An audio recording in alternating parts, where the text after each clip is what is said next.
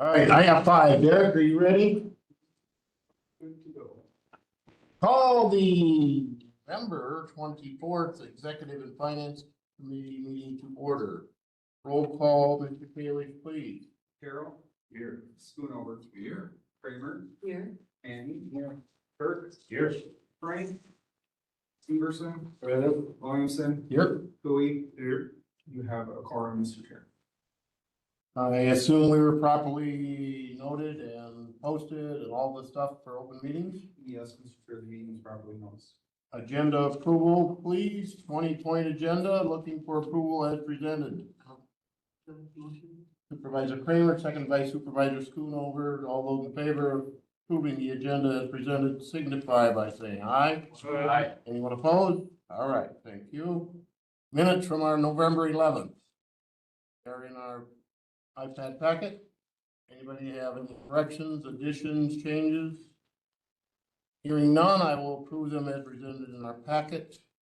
Item 6, public comment. I have a sheet from Elaine would like to discuss. She's going to discuss item 14 on the agenda. Go ahead, Elaine. Yeah, I just want everybody to be aware that the issue Mr. Window was handling with Pine Valley has been scheduled for trial. Mr. Window hasn't provided the community any updates on the situation, and the county personnel were instructed by our prior administrators to not speak to the press about it. This would be another conflict if his services are retained. So I just feel that needs to be out there so everybody knows this is set for trial now, and it will definitely be a conflict in the future if we choose him. Or if the firm would be fine, but it would just be that individual, it would definitely be a conflict. Okay. Thank you. Anybody else within here or online for public comment? Hearing none, seeing none, we'll move on to reports. Item 7A, radio tower project update. So we continue to progress. We have sent out about half of the agreements for the reprogramming, and the other half draft agreements will go out yet this week in hopes that we get some communication back from some of these entities, because we're still struggling to hear from all of them. We are still hoping to go live this month with the cutover being, or no, excuse me, go live in December with the cutover being for everybody sometime in January or February.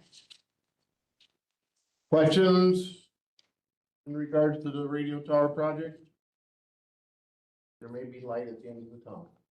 That's what I'm telling. Oh, yeah, you have another meeting. All right, if not, we'll move on to 7B, records disposal. So just wanted to let you know that per our records retention policy, we do have the ability to dispose of records from 2017 and prior. I believe our policy states that we just need to notify you that we are going to be doing this. So that is something we are going to start working on soon, is disposing of records prior to 2018, so 2017 and older. And this is just payroll records. This is just payroll records. So, Mr. Chair, we adopted the Wisconsin General Record Retention Schedule, and that resolution, part of the adoption of that was that we would inform the Rules and Strategic Planning Committee. We no longer have a Rules and Strategic Planning Committee when we reorganized, and that was just to give that committee notice that we were, shredding or destroying obsolete records per the record retention schedule. For those of you that have been in the office, I think you're probably very well aware of the amount of paper that we all inherited from predecessors. Questions, comments from the group on the records disposal? You don't need our approval, nothing, this is just what you're gonna be doing. Let's move on to item 8, discussion and possible action on the approval to engage a firm to complete an ambulance services assessment. Item number 8. So I just want to update the committee on where we are at with that. I did have 3 meetings last week. They were with Innovative Public Advisors, Strategic Management and Consulting, and Wisconsin Policy Forum to discuss possibly having a study done on the ambulance service. Their biggest recommendation before they could start anything is that we have to narrow down options. So what are those options that we are looking at in the future? So this is something that we would need some discussion from this committee about what are those options. And I don't know if that's something that we would be looking to have discussions about today or at a future meeting. Thoughts, group? I would certainly think we would wait and talk to this gentleman that's coming in January. Get his ideas. Specific agenda item for discussion of options. Mr. Carroll. I would just add that, you know, in the last sentence here of this agenda cover mentions selecting administration choice and then explore funding. I think they kind of all have to happen at the same time. But one's dependent on the other. In other words, we might find that the funding of it is the one critical element for which way we go. I make myself clear. My question is that the funding for the service or the funding for the study? Funding of the service, sorry. Okay. How I looked at them differently, and you guys could completely disagree with me, is that, say one option is that the district takes over the administration and funding of the service. Or if the county took over, they could, or continued, I shouldn't say take over, the county continues the service, and we would then possibly look to fund it in another way. But I think there's multiple different funding options that we can look at. But I think, you know, we need to determine first how we and the municipalities potentially, how this is going to look, who's going to run it. I see it as three different options. County continues to run it, that the district is created and they take over the administration of the service, or that there's a third party that takes over. And all of those could have potentially different funding models. Well, isn't that enough right there to get somebody to do that work? We could, so then my next question would be, before we go down that, I would like to have a meeting with the municipalities to find out, are they even willing to take on starting a district and taking over the administration of an ambulance service? Because if they're not willing to, that's off the table then. Like, we don't want to explore that option. So then I would look to get a meeting together with the different municipalities that we currently serve and start having those discussions. Yeah, I think sooner than. Yeah, Hopefully, we need to start this now. I mean. yeah, There's no sense waiting for that. So I can work on scheduling something in December with the municipalities. We're working on getting a calendar together of when all the municipalities have their meetings, so we can schedule a date and time where they don't have anything, and we will bring them all here and start talking about what those options are and if they are willing to have the creation of a district and the administration of the service onto them. I think the biggest question with that is how can they support that? Right? So you're gonna have a bunch of people that don't know that answer, you know, first off. That's what the JAC was supposed to figure out in the last 14 years, 12 years that they were together. I was part of that too, and we did nothing with that. mhm. I mean, basically, it worked, so you didn't fix it, right? So I think that's, So Mark, on the township side, take off of your county board hat, how would you like, if we were gonna come present that to you and other township municipalities, you're gonna want a funding source figured out beforehand, or do we figure out? well, I think we need to understand where the funding can come from, because if you're gonna go and take it from a general budget of a township, then you're gonna have this, you know, you're gonna have some trouble with that.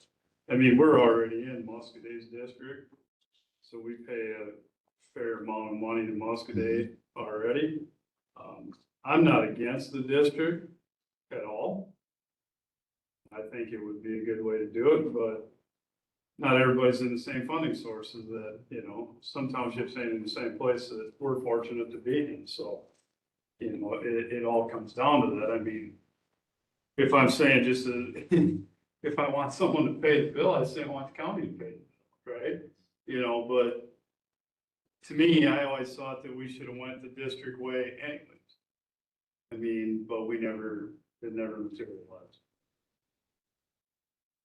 Karen, I'd like to make note, though, that the Joint Ambulance Committee had the opportunity to discuss where they wanted to go. They had 14 years. They chose to go with this Dana Seckler's group, that management consulting you had, and was presented to this body, which was a Finance and Standing Committee, for $25,000 back in 2019, 2020, 21, somewhere in there.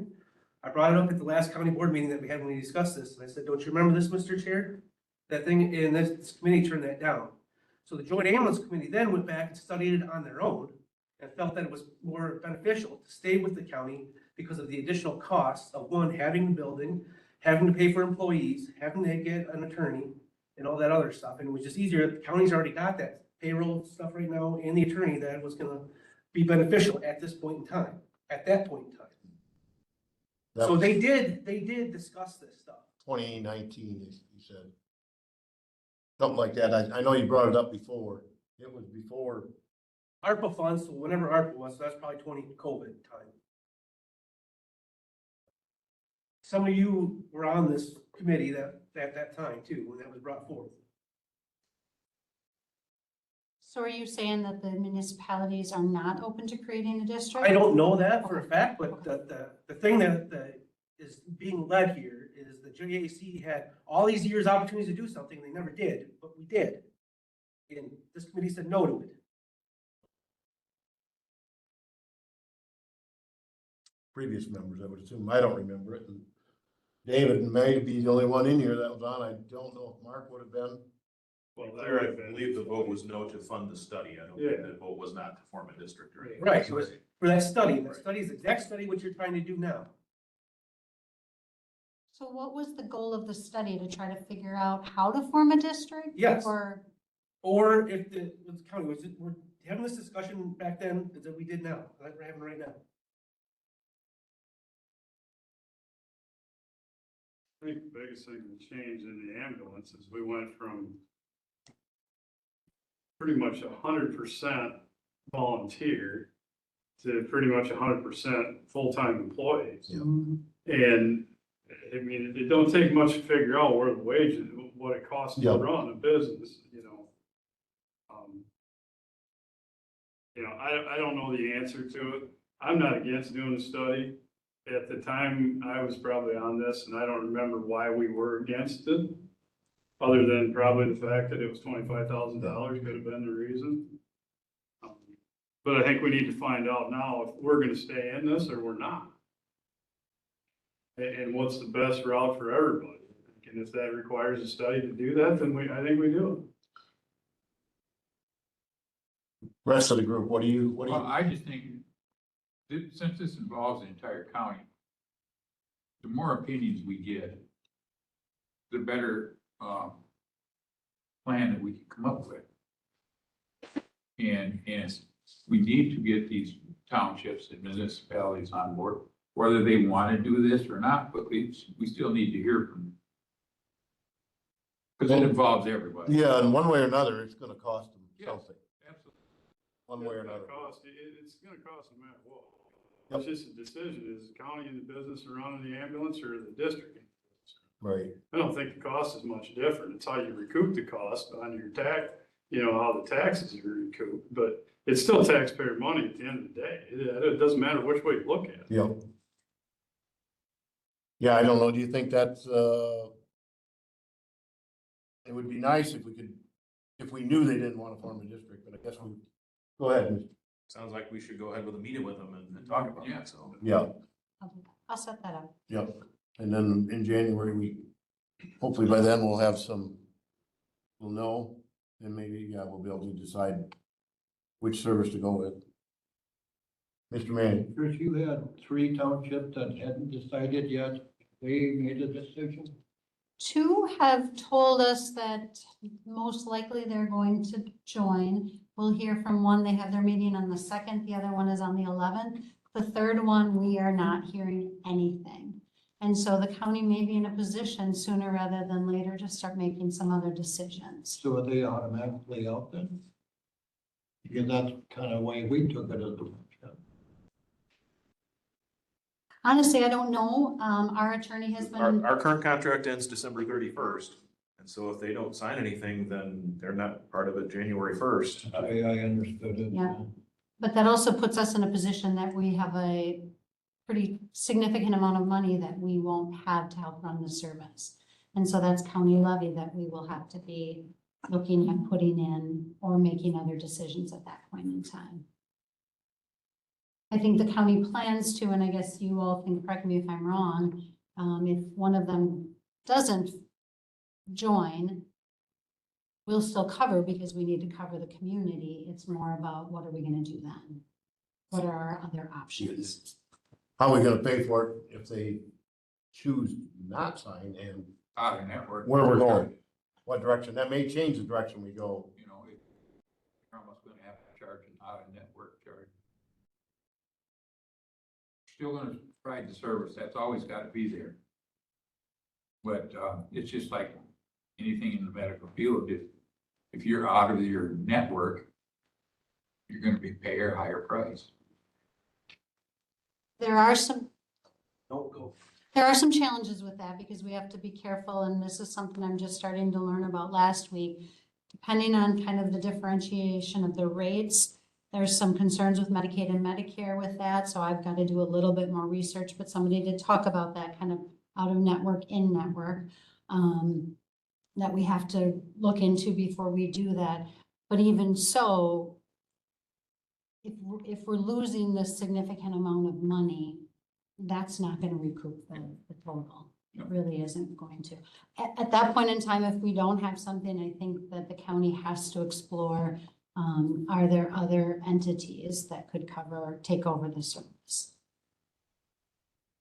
Going back to what I was talking about earlier. On, March 1st of 2022, the Joint Ambulance Committee and Administrator Langrick are requesting ARPA funds to approval to send out an RFP to procure the services of an EMS consultant to review how emergency medical services are currently being delivered in the county. The study will provide invaluable information to the Joint Ambulance Committee, the county administrator, and the county board, and will aid in future planning and decisions about the delivery of pre-hospital care in Richland County. And the request for proposal was along with that. And then we did go with that Dana thing, he brought back the only proposal for that, and that's when this committee said no to that. So this was in 2022. Okay. Right there is the proposal. From what I'm hearing, and Derek, you can jump in here if I'm, what I got from from all three of these is, right now, we have a pretty good structure on how the ambulance service is provided throughout.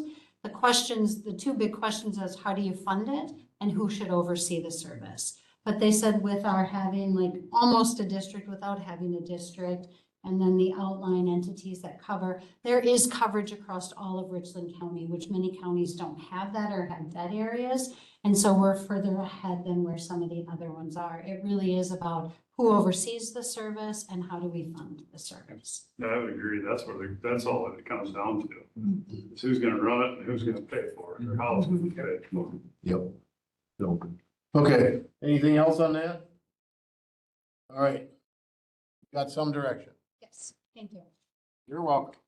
Item 9, discussion and possible action on the approval to apply for and accept a EPCRA State Computer and Hazmat Response Equipment Grant. There it is. This grant is essentially set up to help Richland County pay for and retain the services of the Vernon County 4-county hazmat team. So as part of getting that money to help them, Richland County has to agree to a 20% local match for that grant to be given to the 63,30901 goes to Vernon County Hazmat to buy gloves, get helmets, to get pappers, to get certified training, all that sort of thing. And in exchange for that, we get dedicated hazmat response to Richland County that we would otherwise have to provide for ourselves, by ourselves. So for the last 35 to 40 years or so, we've been doing it this way. So what I'm asking for is to approve it for the match of $15.8475. That's my ask. I'll entertain a motion in a second, and if you want to discuss it further. Mr. Schoonover makes the motion, seconded by Kramer, Supervisor Kramer. Discussion. We've done it Oh, since quite a long 1991, time, yes. under warrant file, actually. Yep. I So, think it's a good thing. If Yep. you look at what industries in this town, that hazmat thing's really important. I was when foremost let go a year ago. Yeah. So, Very important that that's here. yeah, you want, definitely want I that. don't know how they're doing. I remember when they came, I was first starting fire department training 30 years ago. Yeah, they were just forming it then. Yep, they were.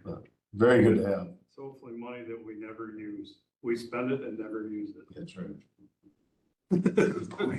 Further comments? If not, all those in favor of applying for the hazmat grant, signify by saying aye. Aye. Anybody opposed? All right. Item 10, discussion and possible action on approval of the social media policy. So I do have a copy of the draft policy in your folder. This has been shared with department heads. They did give their input. I've also shared it with Attorney Wendell so that he had the opportunity to review it. So I'm bringing it to this committee for their review and potentially approval to send to full county board.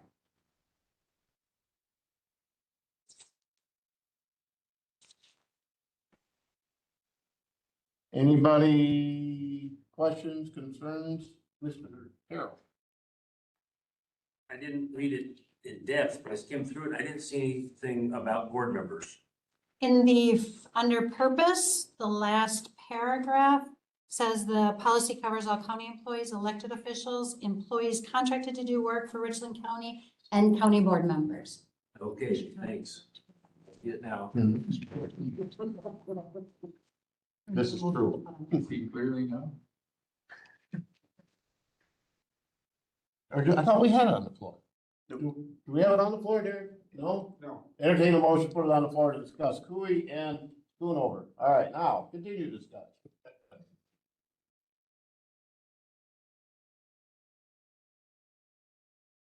Any other points of interest? Otherwise, we can move it on to full county board. Make sure you read it, breathe it, learn it. Because it'll change next year. All right, all those in favor of moving it to full county board signify by saying aye. Aye. Anybody opposed? All right, move on with the media policy. Item 11, discussion and possible action on approval of amendments to the county fee schedule. County fee schedule, item 11. And we have Leanna online, and I will have her take the lead on this. Can you hear us, Leanna?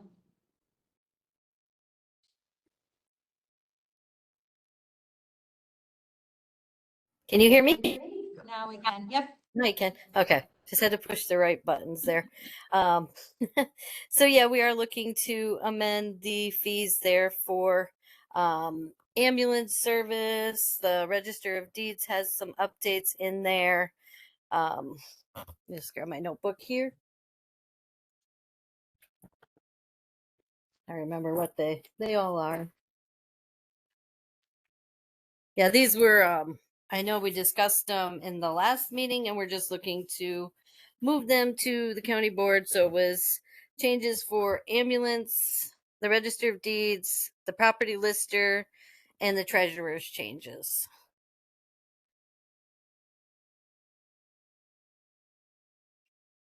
Let's get it on the floor so we can discuss if anybody's got questions. Mr. Schoonover, I'll second it. Discussion, comments.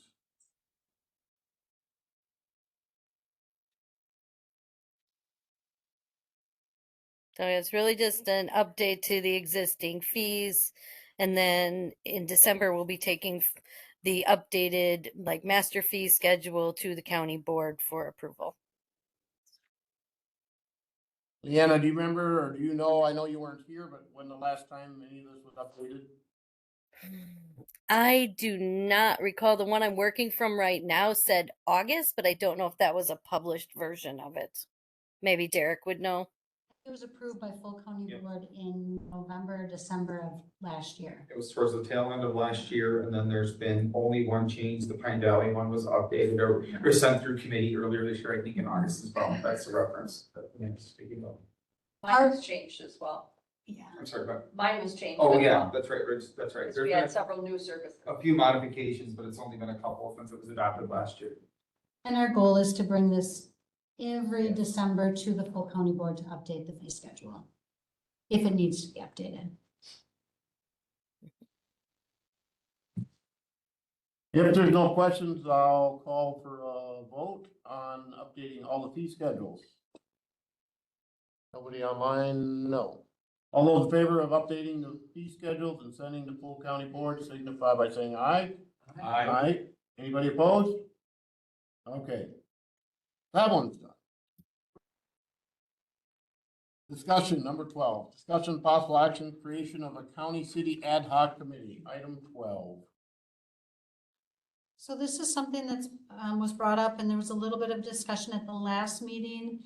We have placed into the packet, the agenda and minutes from the previous ad hoc committees, and looking them over, it really looked like they were for specific issues. I have reached out to, the city administrator and she said they will add it to one of their agendas. I believe their next city council meeting is on December 2nd.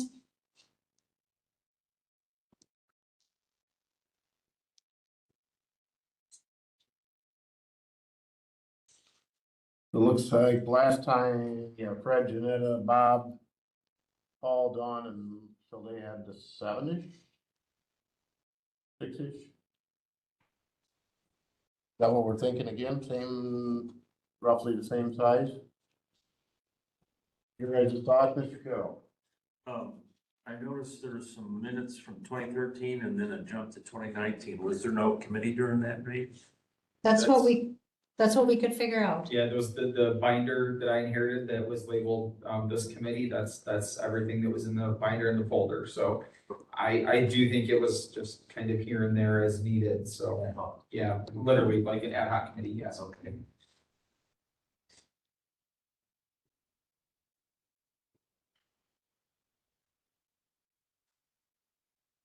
What's our next step? What do you think our next step is? I don't know if you want to wait to see if the city is willing to do this. I mean, from my understanding, this committee is willing. If we wait to hear back from the city and if they are willing, and if so, we can start working with them on the makeup of the committee structure, how often we meet, how that all looks, if everybody's okay with that. Works for me. Sure. We'll wait till their meeting is done in December, and if we want to discuss it, if we have our second meeting in December. I guess no, their meeting would be before our first meeting. All right. We'll wait and do that later. Item 13, creation of a county's facilities planning committee. So this was something that was brought up back in August, and it was decided at that time that the Public Works Committee would take on this task. Since that time, it's really been found due to the structure of the current Public Works Committee that they don't have the ability to do it. And so it's being brought back here to create a County Facilities Planning Committee. So I did lay out in my agenda item cover that the goal of the committee is to develop a comprehensive 20-year long-range plan for all county facilities, that this committee will do a review of all the county facilities. As you know, we've had all those assessments completed by Venture, to create and review a list of needs, considering their structural needs, space needs, security, and infrastructure, prioritize future capital improvement process. And to do this, we will really get an overview of the current jail, review the courthouse building safety assessment and discuss the safety needs of the other buildings, review the space needs assessment that was completed in 2024, and review all of the facility condition assessment reports and make future new construction decisions. My recommendation is to have the chairs of the 5 standing committees, along with the county board chair and then 1 at-large member, to be a member of the committee. I think it's really important that all of the different departments be equally represented on this committee, primarily because they're going to have questions, comments, concerns, needs, and I think it's important to have somebody from each of the committees be there to report back how things are going. Thoughts?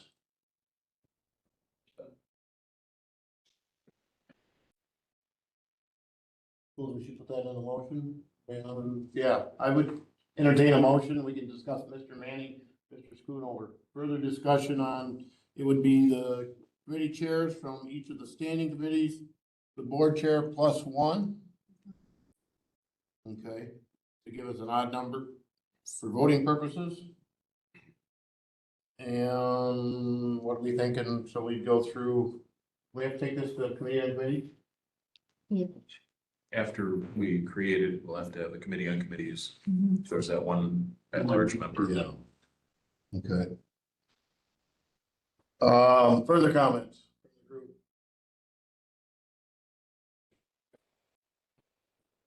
See, there might be need for bringing in specific expertise on certain things. Department heads or even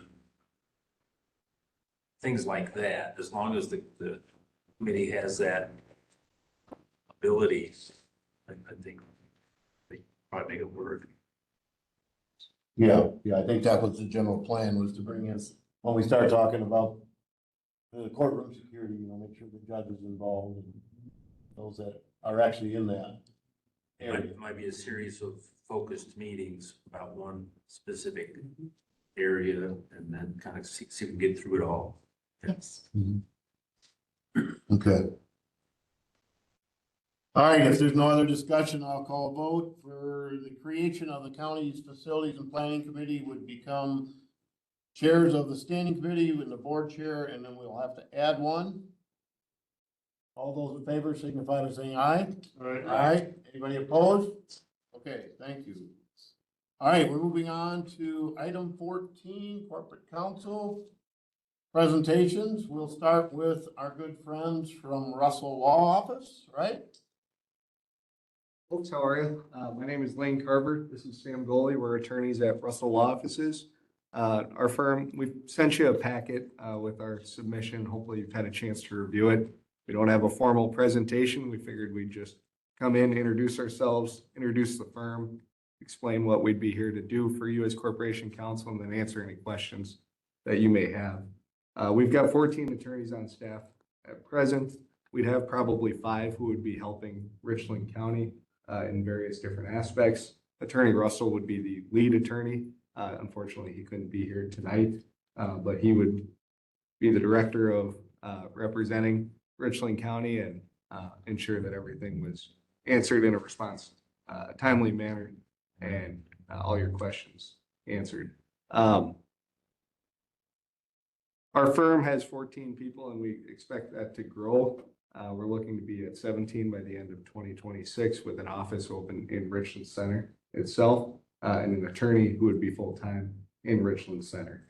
At some point, she would take the charge here at Richland County if we were to be representing the county, but that would be down the road a ways as she'd be a new attorney. The way we would envision this operating with multiple attorneys representing the county is that we would actually set up an email address that county department heads or the administrator or whomever may email us a question.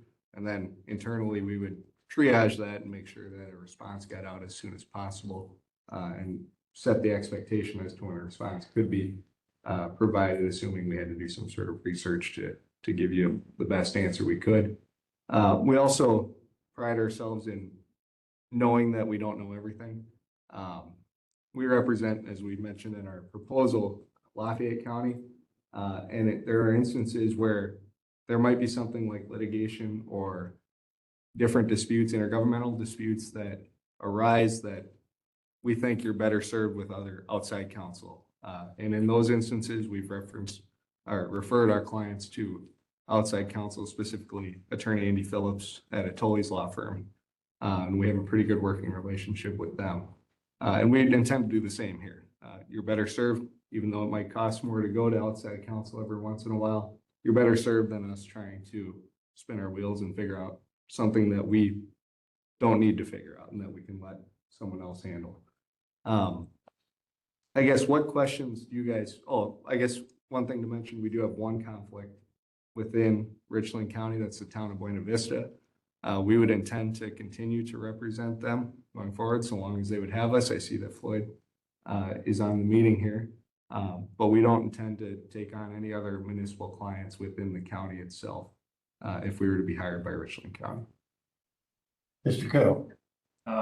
Our RFP included a questionnaire with several questions. All right, I didn't see response to those in your response to us. Is there one in particular or a few questions in particular? Just thought the whole list would be enlightening and getting a feel for your ability to respond, that kind of thing. Okay. Mr. Chair, if I may speak? Yes. I did go through the list of questions that we had in there, and all but 2 were addressed in the cover letter that was in there. They did not include their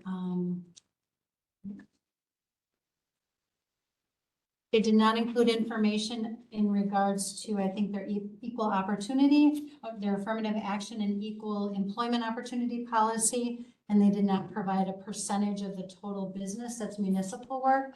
Every other question in there was answered in their cover letter. In the body of the response, as opposed to a one. Correct. We can provide you a statement on the equal employment opportunity policy that we would have within the firm. I don't want to give a guess as to what our percentage of municipal law revenue would be within our firm. I don't have that off the top of my head, but I can certainly try to get that to you guys as soon as possible. Further questions for the Russell Law Office Group? Thank you. We're good. Thank you. Thank you. Would you guys like us to stick around after closed session? Or? I think you're good. That's up. Sounds great. We'll let you know, or you'll know, somebody will know. Thank you. Very good. Thanks, guys. We might not even know by the end of the night. Oh, can't count on that. Thank you. Mr. Window from Abbott Swain.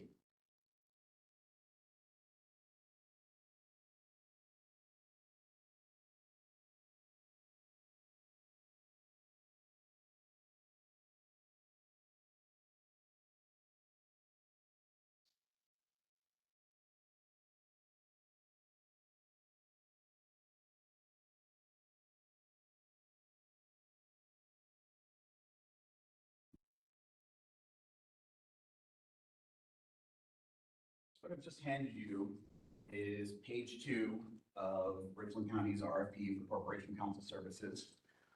One line in particular I've highlighted that indicates that responses are to be submitted in a sealed envelope by a certain point in time to the address listed therein.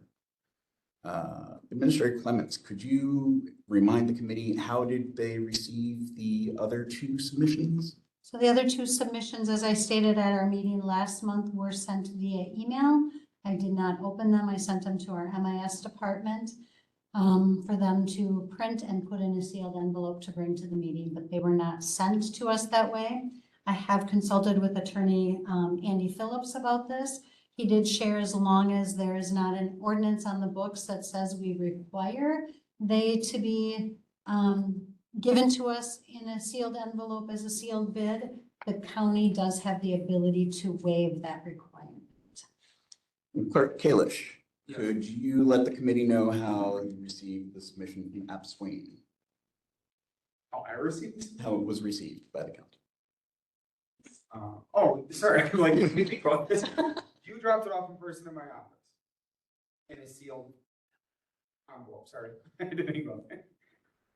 And I led with this not to be petty or pedantic or, try and find little things to nitpick. There is no faster way to get your case thrown out of court than by failing to follow the procedures laid out in law and statute. Yes, there is the right to waive, and even if you read through the rest of the page, it says you can accept it regardless. But at the end of the day, there was a simple instruction given, and the other two firms either missed it or saw it and elected to submit by email anyway.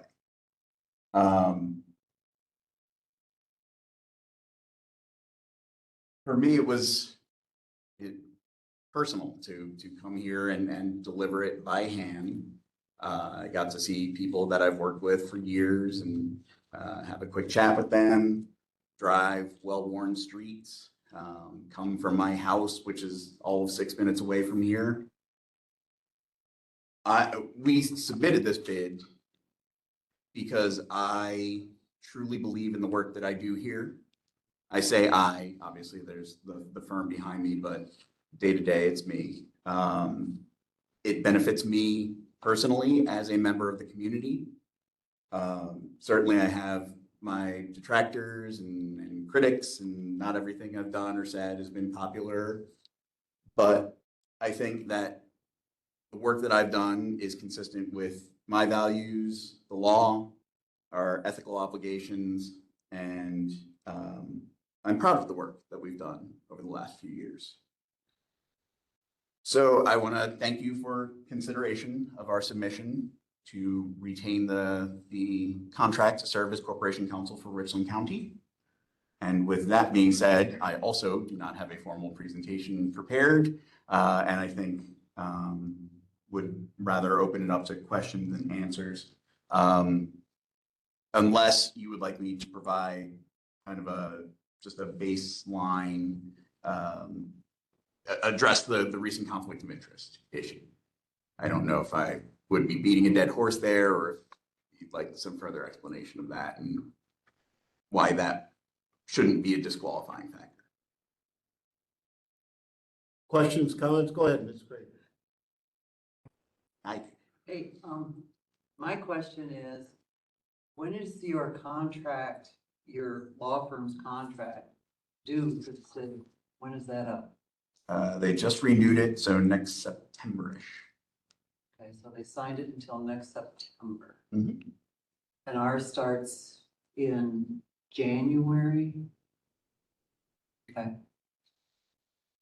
Although, as I've said, we're not interested in trying to chain you to us if you want to find different representation. Well, right, but it's like at the very beginning, remember me asking you the question way back when, what happens if there is a conflict between the city and the county? What would you do? And you said, honestly, you'd have to step back, which you have done. But in the meantime, we're also paying for another attorney to take care of that situation, besides your law firm to take care of the rest of the county business. And with money being tight, I have a problem with that. Not with so much the money, but the same attorneys taking care of both the city and the county. I just feel it should be just a separate entities altogether. And in an ideal world, you could afford to have in-house corp counsel and there wouldn't be this conflict, but we don't live in an ideal world. What I can tell you, and I'll say this freely, is for me, Richland Center and Richland County are my two biggest contracts. Far and away, that is where I make my billables. That is relevant because every time something like this comes up, I'm going to have to come before both bodies and risk losing one or both of my biggest contracts. And so personally, that has really motivated me to do everything possible to find new paths of communication, to ensure that information is shared within my constraints of my ethical boundaries. I don't share confidential information, but there is information that I have that maybe was not communicated in a manner that was well received, that I can come around and explain, like, hey, as your attorney, this is the information that I The specific conflict of interest ultimately comes down to the city objects to a contract that I wrote on the county's behalf. You know, I am ethically obligated to provide the same level of competent representation to all of my clients, but I'm also human. The county was my first big client. You guys have been good to me over the course of years. I'm going to, you know, certainly beyond the scope of what I'm ethically obligated to do, ensure that the county's interests are represented.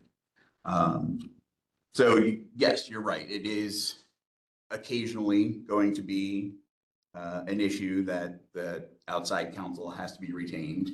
The other presenters today acknowledge that they present the same risk. What I can say is that you asked me what I do in this situation. I told you, it came up, and I did it. So I don't try to weasel my way out of it or finagle something or try and make it work. I ultimately do everything I can to prevent the conflict of interest from arising in the first place. And, you know, as long as they're two separate entities, that's always going to be a risk. I think the benefits to having one attorney representing both organizations far outweigh the negatives. So I was appointed in September of 2023. In that time, the conflict of interest issue has arisen once.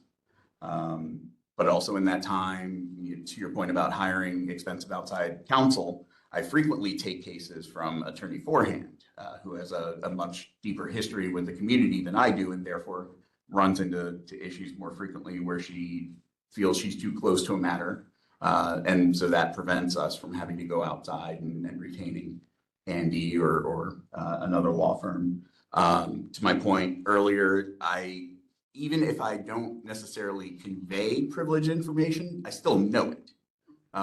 So if I'm in a conversation, maybe I can't relay the information that I'm operating under, but I can tailor my advice to that information. So if there is an interaction between the city and the county, and again, various municipalities as well, it's just, this is the one that we're facing here today. And that allows me to, I think, communicate more effectively, certainly present, you know, be able to point out when, you know, perhaps there's a misperception of the motivations of one party or the other. And I just, there are any number of times I can point to where I don't have to go hound down the city attorney for information or something like that, because, you know, it's all in one head. And then just, Richland County is more than Richland Center, certainly. But this community is so close-knit and tight, and knowing all the same people and having those contacts, it has just proven to be invaluable to me. So again, obviously I have a clear bias, but I did think about this a lot. I took notes, which is unusual for me. And I truly believe that my representation of both bodies is ultimately a benefit to the two organizations, despite the infrequent risk that this conflict of interest arises.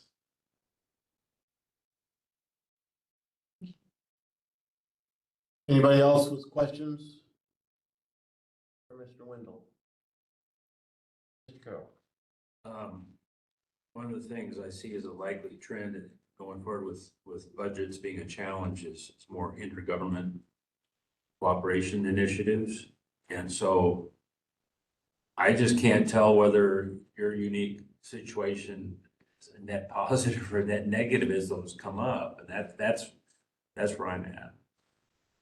Certainly, and so I should point out, also in preparation for tonight, I looked at several different firms who practice municipal law. Boardman Clark would be a big one. There's a municipal law group, our friends at the Russell Law Firm. It is not uncommon for one firm to represent multiple municipalities, Ben Wood in Grant County. And Sure, I wish I had 13 other attorneys that we could triage stuff with, but I also think that that personal connection adds a benefit to it that would not be represented. You know, again, I live here. I benefit from the contributions that I feel make to the county and the city in a way that someone who commutes here or you know, just represents from afar works. Certainly there's a, you know, impact to objectivity there, I would guess, I'd say, but not such that it impacts my ability to provide competent representation. I just really care about what I do. You've got more skin in the game. Yeah, yep, it's a good way of putting it. Anyone else? Good? Good for now? All right, well, we'll move on to closed session. Excuse everybody other than county board members. But Kalish, Mr. Clement, Elaine Hendricks can stay, Rod can stay as long as he turns off his camera. All right, I'll read my part of the 17 sentences. I will entertain a motion to enter closed session pursuant to Wisconsin statute section 19.851E, deliberating and negotiating the purchasing of public property, the investing of public funds, or conducting other specified public business whenever competitive bargaining reasons require a closed session, evaluation of corporate counsel RFP responses and outcomes of our corporate counsel presentation. And the other one will be the 6-month performance review of the county administrator. That'll be the second item after we get done with the first one. Entertain a motion. Mr. Randy Schoonover, Mr. Steve Sparrow seconds. All those in favor of moving into closed session signify by saying aye. Aye. Anyone opposed? All right, Mr. Kelly, note in the minutes for the unanimous vote to go into closed session. Yep. Rod, are you good? All right, we are back in open session. There will be action on item 17, action on items in the closed session. I would be entertaining a motion for our next corporate counsel, would be a 1-year contract. Is that what we're shooting for? Is that what we normally do, Derek? Do you remember? I think the RFP was asking for a 3-year. 3 years, okay. Are we all comfortable with that? Assume in the motion we could change it. Carol, question, clarification. I think I'd be in favor of changing that to 1 year. That's what we discussed. Okay. Well, I don't know, does that affect the way? Yeah, I think we're good. Can do that. Well, if it's not the way the RFP was wrote. Yeah. That would be my only concern. Mr. Wendell, your thoughts? You do have the right to reject any part of the RFP in whole or in part. So certainly if you, upon deliberation, decided that neither of the responses warranted a 3-year contract and we're only willing to offer a 1-year contract, that would be within your authority to do. We could, in my opinion, we would, if Mr. Carroll would like to, with you, are you making the? Yeah. We could do 1 year and with a contract extension with no without having to do an RFP again. Right. That way, is that feasible, Mr. Wendell? Yeah, the only reason that this went to RFP is for any other professional services contract after 5 years, I would have advised to review your options. I didn't feel that I warranted an exemption, so the RFP is purely optional from your perspective.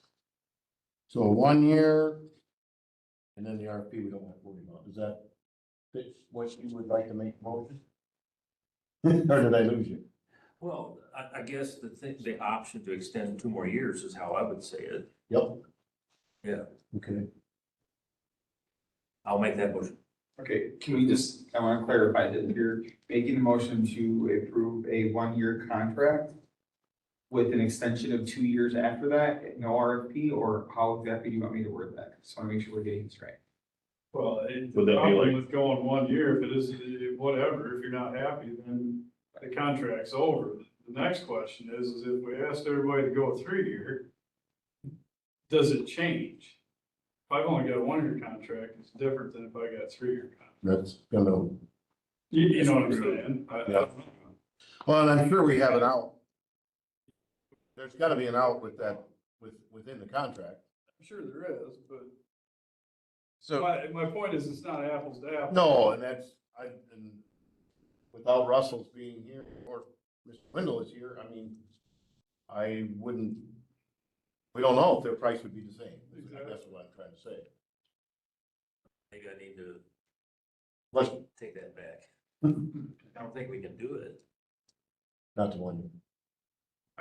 The only thing we can do is send to the firms the option, okay, we talked this over. We're gonna do a 1-year contract and have them. They already did the work, is it gonna change their price? That would be my question.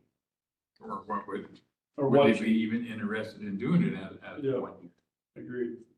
Mr. You Chair. advertise it as a 3-year. Yeah. I can answer that on behalf of our response, please. So we would reserve the right to change our rate at the end of that year, but for at least the year, that would be our price.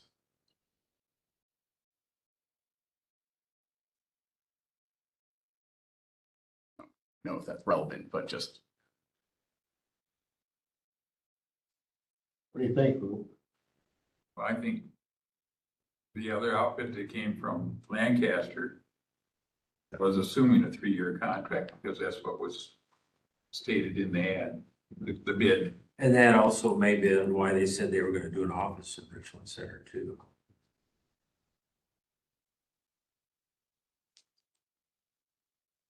I would say let's just go with the 3-year, if Yeah. you wanna make that motion. And which firm? Oh, are we voting now? Well, I'm entertaining a motion Oh. to vote, yes. Further discussion, once we get a motion in a second, if you're willing to do No, I'm not. it. That's right. I'm entertaining a motion, we'll have to choose our next corporate counsel, it'll be a 3-year contract. Somebody within the committee, Mr. Schoonover, what is your motion gonna be? To, Which firm? the one from Lancaster. Dodgeville, the Russell Law Office Yes. Group? Russell Office Group, we're looking for a second.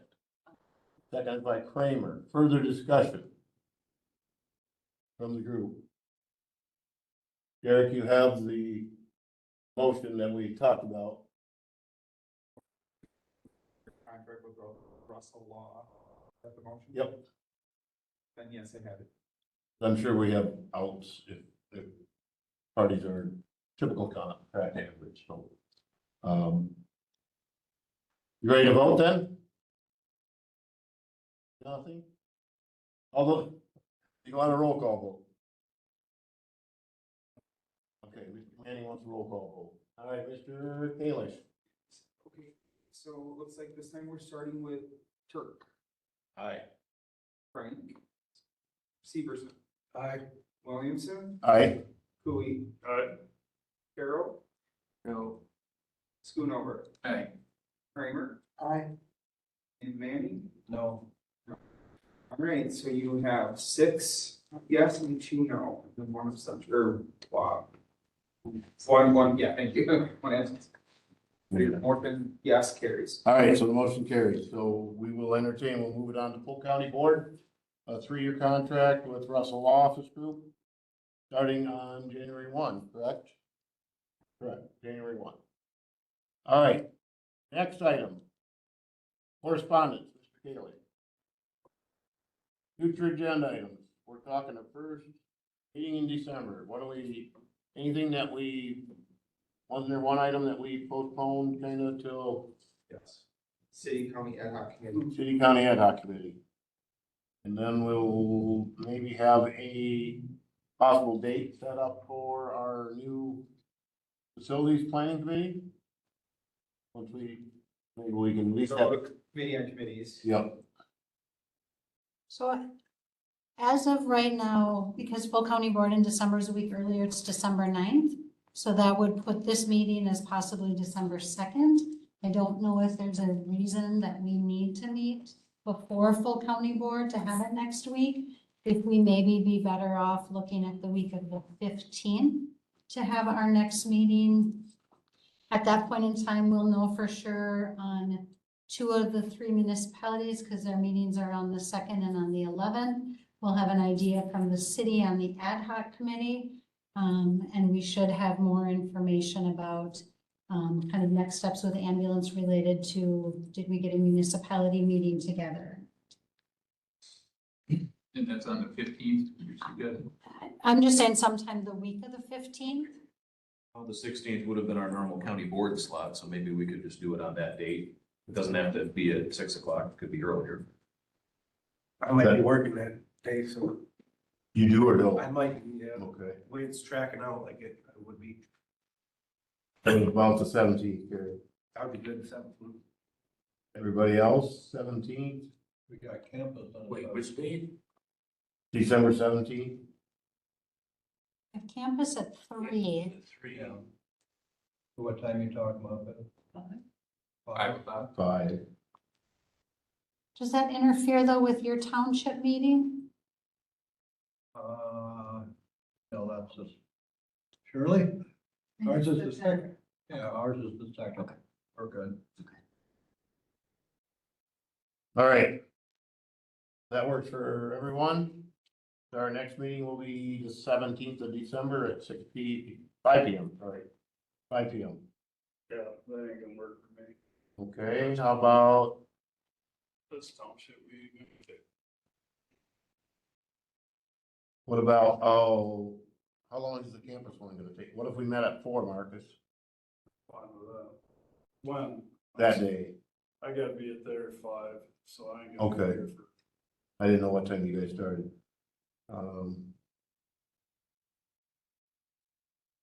18th? Thursday?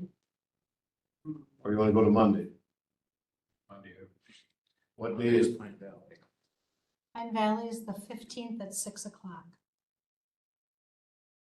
we won't probably have a real heavy agenda, will we, on the, if we did it on Monday? No, if we had like a 4:30 start time on the 15th, we could. 15th, group, 4:30-ish? That fit? Pine Valley starts at 6. So it's not on the 17th, it's gonna be on the 15th, that's what we're talking Well- about. Okay, all right, yeah, that works, that's better. Good thing you got in your answer. So 15th at 4:30. Gary? I'm gonna be at work unless I can find somebody to cover, which down person, so I doubt I will be. All right. Well, that'll get us all, well, then maybe, we better just go with one. Yeah, we pretty much picked that week all apart. All right, let's go with the 15th. Gary can find a sub. 4:30 you want, 4:30 to Pine Valley at 6. Okay, 4:30 on the 15th. 4:30 p.m. Anything else for agenda items? All right, if not, Mr. Manning. Motion to adjourn by Manning, seconded by Schoonover. All those in favor of adjourning till December 15th at 4:30, signify by saying aye. Aye. Thank you, everyone. So